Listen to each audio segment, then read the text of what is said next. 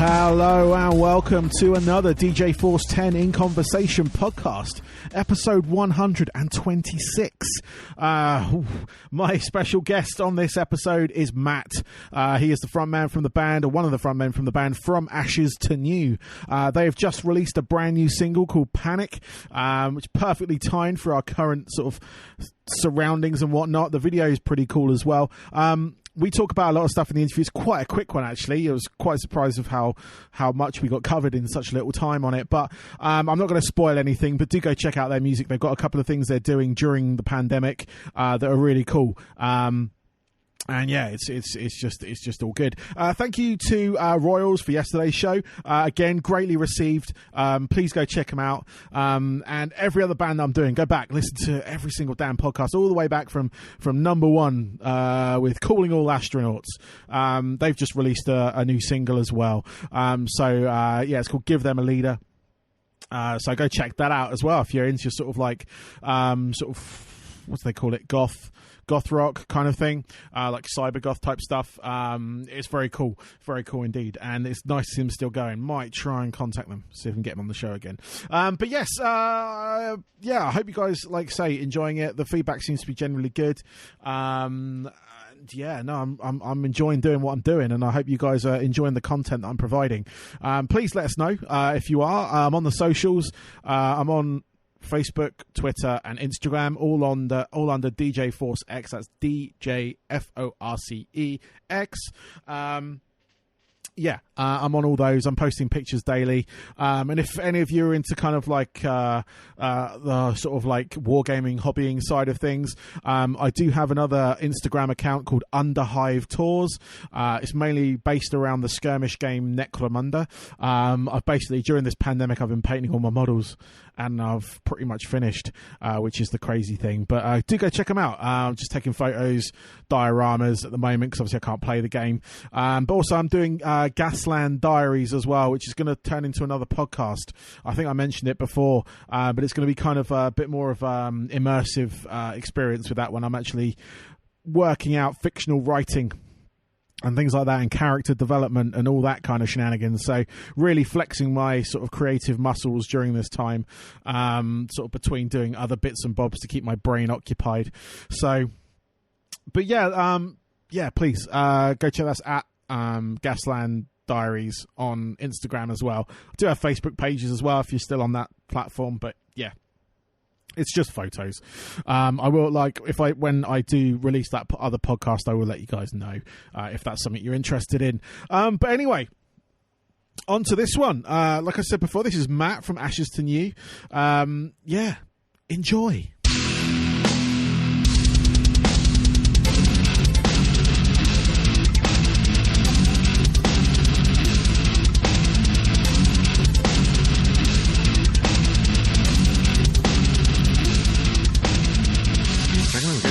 I have Matt from the band From Ashes to New with me on the show today. Welcome, Matt. Hey, how are you? I'm good. How are you doing today, man? I'm trapped inside, but I'm alive. That's good. Being alive, that's good. Trapped inside, not so much. Yeah. We're here today to chat about your band, From Ashes to New. I've been aware of you guys for a few years now. I've got your last album, actually, The Future, that you released a couple of years ago. But you've just released a new single called Panic. And I was wondering if we could have a chat about that, really, because it's quite an interesting story around generally how you got, where the song came from, but obviously the circumstances of which you shot the video and stuff as well. Yeah, it was wild because we wrote the song, before all of this pandemic broke out. And normally when you release new music, you'll release it on a big tour, or you do something, wrapping it together with touring. So we were waiting, to release something with a tour that was coming up in May. And it turned out that, that was getting canceled, and, our tour in the spring got canceled. And so it quickly shifted gears because the song talked about general anxiety, and problems with anxiety. And everything that kind of got messed up with us, shooting the music video and doing these tours and releasing music. We were like, well, we've got this song. Why don't we do a video that's kind of themed towards what's going on in the world right now? Yeah. So, and just getting that done was a monumental task too. So, I mean, it was pretty crazy, how everything lined up.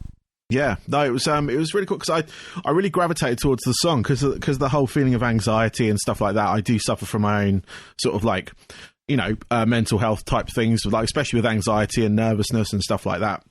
And the song really did actually speak to me, and that's why I kind of wanted to get you guys on the show. I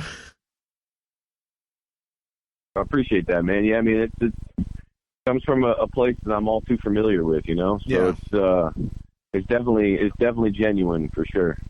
No, it's really cool, and I love the video as well. The way obviously the circumstances that you had around it of going out planning to actually make a video with a crowd, and then as the world kind of shut down, you kind of had to like improvise almost. Yeah, it's foiled. This has foiled pretty much every plan that I've had in my life so far. So, from band and business down to personal life, it is basically it's taken everything that I'm used to or that I was currently in the middle of doing and shut it all down. So yeah. Everybody that's out there, we're all together on what's going on for sure. Yeah, definitely. And what I do love about it as well is the fact that you're actually giving the proceeds or the funds that you're getting from this song to the Crew Nation, which is supporting all the sort of like road crew type people and technicians and things like that, the people that you kind of forget about, if you will.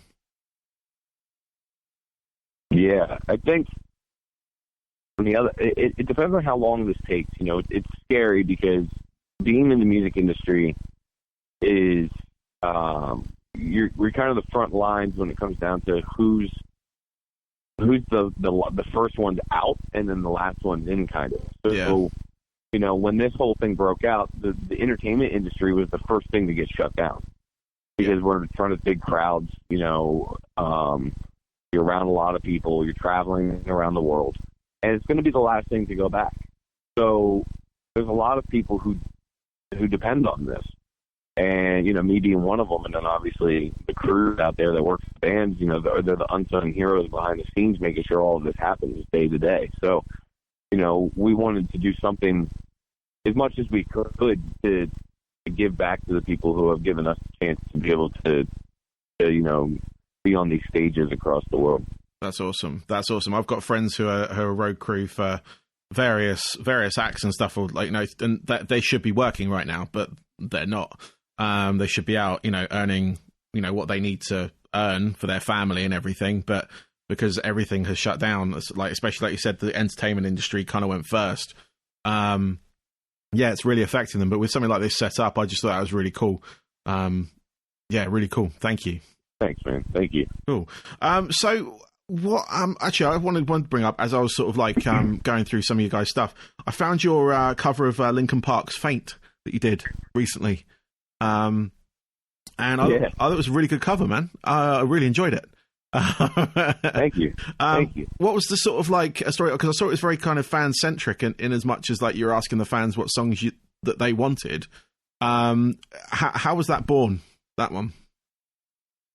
We were getting bored, man, and it was one of them things where like, well, you know what, like just because we're not all together in the same area, we're all kind of a bit of ways away from each other. Like our drummer right now is actually in Los Angeles, and we're on the East Coast, and our singer's in upstate New York, and our guitarist is in the Cleveland, Ohio area. So like we're all pretty spread out right now, and we decided that we would just put some content out for our fans to keep, the smiles going, put some smiles on people's faces and keep ourselves occupied. So we put a post out asking the fans, hey, what song do you want to hear us cover?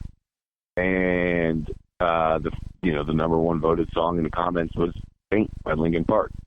And we weren't surprised because obviously we draw many comparisons to that band. So it was like, all right, well, cool. You know, we'll give this a shot. So, you know, we did Faint and we went again. Hey, you know, what song do you want to hear? And the next time we didn't go off of what was voted the most. We went off of like seeing things in the comments and going, oh, that's a cool idea. So we did Evanescence Bring Me to Life. Yeah. And then we did Papa Roach Gravity, and we had Dean Ledger come in and be a part of that. So, you know, it's just been fun doing these covers. And we just released Panic, but we're going to go back and we're going to do another cover too. You know? Nice. Just keeping people entertained and occupied while we're all kind of just stuck at home. Yeah, no, you definitely. I mean, it's great that you guys have actually got the setup to do that as well. Which is because I did notice all the bits were like filmed separately, so you weren't all in the same room, and on the other covers as well. And I was just like, yeah, no, that's really cool that you've got that kind of like between you guys, you've got that kind of setup to actually do it. And it just goes to show all that filmed on the iPhones, my man. Oh, really? Yeah, we film it all on our iPhone. That's awesome. So no, I was just like that's a great facility you guys have got there and everything, and the fact that it's fan centric as well. I thought that was really good because there's a lot of you know, in this time to actually like reach out and kind of what's the word? I suppose the word to give back. I suppose is the kind of probably the best way of explaining it, because I've spoken to a few musicians, as most of them are at home at the moment, so I've been quite fortunate with what I do, but it's great to see a lot of you guys, I mean all of you guys, sort of giving back, not that you've ever really taken away from anything, but still sort of providing entertainment for everyone. Yeah, man, I mean, you know, us as entertainers, we tour, and that's what we do. I mean, yeah, we put music out, we get paid off for royalties and stuff like that, but touring is where the main income is, and that's how it is for everybody in the music industry. I mean, it's a lot of different people that make this thing run.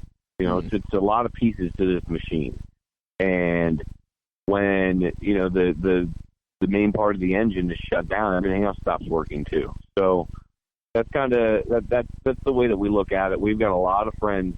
We've made a lot of friends in the industry that are behind the scenes, and it really sucks to see, you know, those people hurting the way that they are, and trying to figure out how they're gonna. You know, I've known some people that have moved back in with their parents right now because of the situation that's going on. You know, they've been out on their own for 15 years, and it's like, well, I just lost my apartment, and luckily my parents are around and letting me stay there. So it's like, you know, it's crazy stuff, man. So, you know, it's not just the people in the music industry; it's all across the world. It's happening in small businesses. Obviously, we see it, and it's just, you know, we want to help as much as we can in any way we can, and that's the way that we thought we could give back just a little bit. That's awesome, and I just want to say thank you from that point of view, because it is great content you are providing as well, which is fantastic.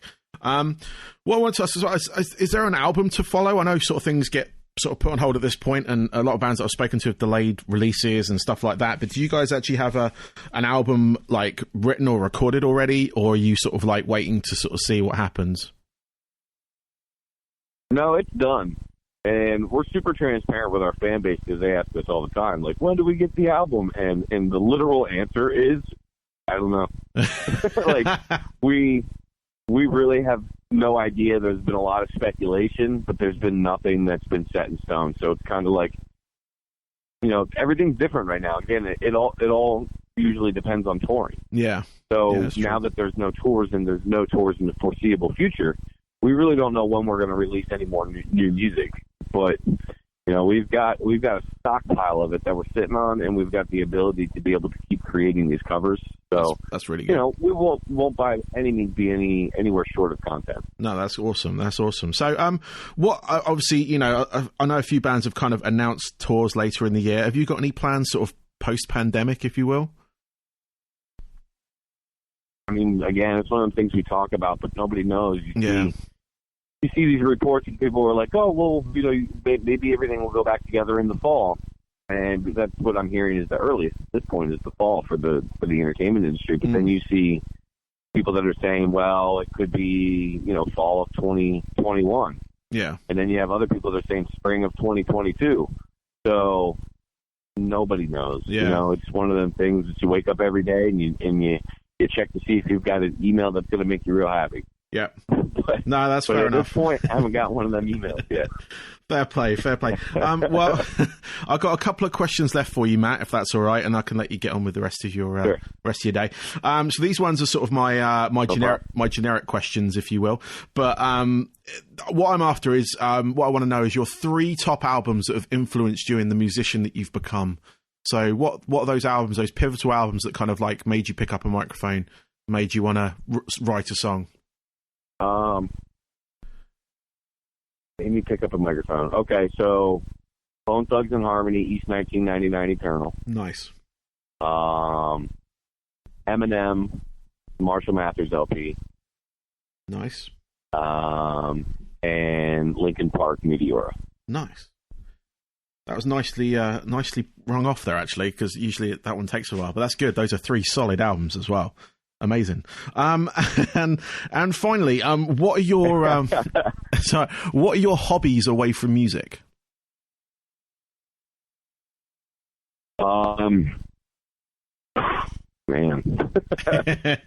Music consumed most of my life. When I was younger, I played sports. Now I watch sports, mainly football. Okay. I don't really have time for a lot of anything, but American football is where I'm a big Philadelphia Eagles fan. Nice. I'm probably a bigger Philadelphia Eagles fan than I am of any band that I've ever been a fan of. Oh, okay. Fair play. So, what do you think about the latest trade of Tampa Bay getting Crunk? We were just talking about that yesterday. Tom Brady and Gronkowski are homies. So I'm sure when Tom went down to Tampa, he probably picked up something like, "Yo, dude, come back out of retirement in a hot second and let's just win one down here." So, I don't know. I think it's cool because those dudes are buds, and it just they want to play football together, then they'll have it, Yeah. It also goes to show that Gronk probably didn't like playing in New England. If he's going to come back to play in Tampa, it's because he was just fed up of playing in New England. Probably wasn't good for his psyche. Yeah, no, definitely. No, I lived in Tampa for a while, and I got to see the Bucks play quite a few times. So it was, it was quite a nice surprise when I woke up yesterday and saw Gronk was coming out of retirement. So it was like, it's crazy. But that's cool, man. 1 year of Brady is better than 10 of Jameis Winston. So yeah, that's very true. I mean, it's going to be an interesting season if it ever kicks off. So it's cool. Yeah, it's scary, man. I hope it does. Yeah, no, definitely. Well, Matt, thank you very much, mate. I do appreciate your time for this, and good luck with everything that you guys are doing. And then hopefully post-pandemic, when everything's kind of like dust settled and you're back out on the road, I'll catch you guys when you hit the UK. Yeah, absolutely. I appreciate you as well. Thanks for having me on.